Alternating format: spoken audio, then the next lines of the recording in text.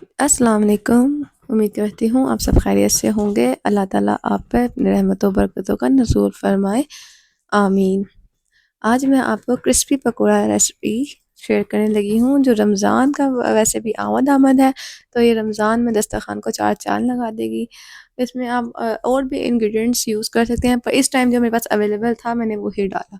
सबसे पहले मैंने बारीक बारीक धनिया और हरी मिर्चें काट ली, और जो आलू थे ना उसके मैंने बहुत ही बारीक जैसे चिप्स की तरह स्लाइस बनाए थे, तभी ना ये क्रिस्पी बनता है।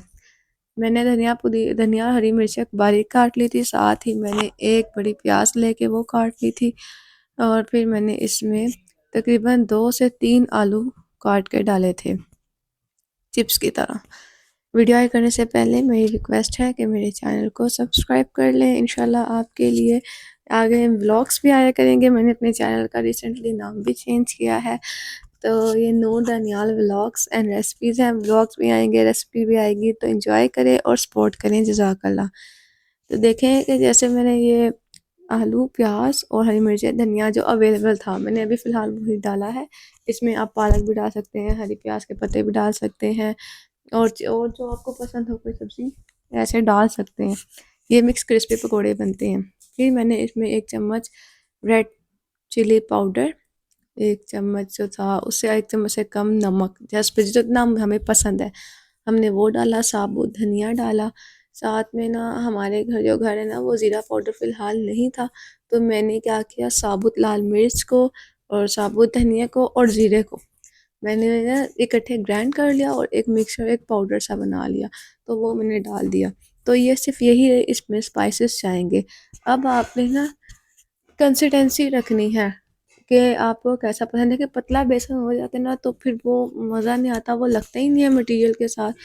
पहले आपने थोड़ा थोड़ा बेसन डालना है, साथ साथ पानी डालना है, बेसन डालना है फिर पानी डालना है, और आहिस्ता आहिस्ता से उनको ना मिक्स करना शुरू कर देना। यहाँ ना मुझे ना लग रहा था कि मेरा जो ये मैंने बर्तन लिया हुआ जो मेरा डोंगा है ये छोटा है, तो फिर ना मैंने इसको चेंज कर लिया था। फिर ना मैंने 1 चम्मच 2 चम्मच में बेसन डालती थी, साथ में पानी डालती थी, क्योंकि मुझे ना इसकी कंसिस्टेंसी जो थी ना वो मुझे थोड़ी ना गाढ़ी रखनी थी, मुझे पतला नहीं चाहिए था। तो अभी आप देखते रहे कि मैं आगे कैसे इसको मिक्स करूँगी। आगे आने वाला रमज़ान है, तो बहुत मज़े मज़े की रेसिपीज़ आएंगी जो आपके इफ्तार दस्तरखान को और भी बारूनक कर देंगी। तो पीछे से जो आवाज़ें आ रही हैं उन्हें अवॉइड करें, छोटी छोटी बच्चियाँ ये बोलती रहेंगी, तो अब इनकी आवाज़ें आपको साथ साथ व्लॉग्स में रेसिपीज़ में आएंगी। अब ये देखें, फिर मैंने इनको अच्छी तरीके से ऐसे मिक्स करना शुरू किया। आप चाहें तो हाथ से भी मिक्स कर सकते हैं, हाथ धो के, और चाहें तो चम्मच से भी मिक्स कर सकते हैं। अभी ना मुझे इसकी कंसिस्टेंसी मुझे लग रहा था कि पतली है, क्योंकि मुझे अभी ऐसी नहीं चाहिए थी। और हाँ, बगैर सोडे के आप देखेंगे कि ये कैसे जुड़ते हैं। अभी मैं इसमें थोड़ा सा ना बेसन और इंक्लूड करूँगी अपनी तरफ से, और फिर मैं इसकी आपको ना लास्ट टच दिखाऊंगी कि इसकी कितनी कंसिस्टेंसी है, किस कद कैसी रखनी चाहिए नॉर्मल जो है, तभी आपका पकोड़े बहुत मज़े के बहुत क्रिस्पी बनते हैं। ये आप अपनी पहली इफ्तारी में ही बनाएं, ट्राई करें, मुझे फीडबैक दें कि आपको कैसे लगे। ये देखें, ये था मेरा पूरा मटेरियल पकोड़ों का। ये देख सकते हैं, ना ही बहुत ज़्यादा गाढ़ा है और ना ही बहुत ज़्यादा पतला है। ये आप देख सकते हैं। बस ये हो गया रेडी। साथ ही अब हमने ऑयल गरम करने के लिए रख दिया। ऑयल हुआ ना मेरे थोड़ा सा तेज़ गरम हुआ ना, तो हमने इसको पकौड़ों को ऐसे पकड़ना है, कोई बड़ी साइंस नहीं है इसमें। पकड़ा हाथ से पकड़ा या चम्मच से पकड़ा, जिसमें भी पकड़ के हमने इसमें डाल देना है। और फिर बाद में ना हमने जो चूल्हे का फ्लेम था वो हमने मीडियम कर देना है। ऑयल तेज़ आंच पे गरम कर लिया, फिर आंच को हमने हल्का नॉर्मल कर दिया, और फिर जैसे हमने पकोड़े डाल दिए ना तो साथ ही नहीं हिलाना जुलाना शुरू कर देना, वो चिपक जाते हैं, टूट जाते हैं।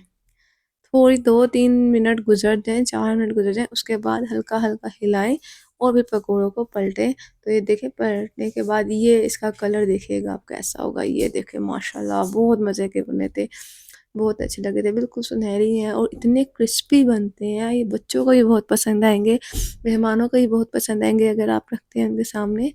तो ये मैं फ्राई कर रही हूँ, आगे आप इसके को फाइनल लुक भी दिखाऊंगी। अगर आपने अभी तक मेरा चैनल सब्सक्राइब नहीं किया तो काइंडली सब्सक्राइब कर लें, ताकि और मज़ेदार रेसिपीज़ व्लॉग्स आपके साथ शेयर होते रहें। अब वो चमचा ही मुझे बड़ा लग रहा था, मैंने कहा अभी वो नहीं लेते। इसीलिए वो सिर्फ़ ये जो होता है निकालने के लिए बहुत करामत होता है। देखिए ज़रा, इससे होता है कि ऑयल भी सारा जो होता है वो निकल जाता है, साथ नहीं आता। ये थी फाइनल लुक इसकी। अब मैंने बनाए तो बहुत सारे पकोड़े थे, लेकिन अभी इस वीडियो में मैंने आप लोगों को जल्दी दिखाने के लिए मैंने इसको जल्दी से वाइंड अप किया था। ये देखें, ये इसको चेक करें कितने क्रिस्पी हैं, कितने मज़ेदार बने हैं।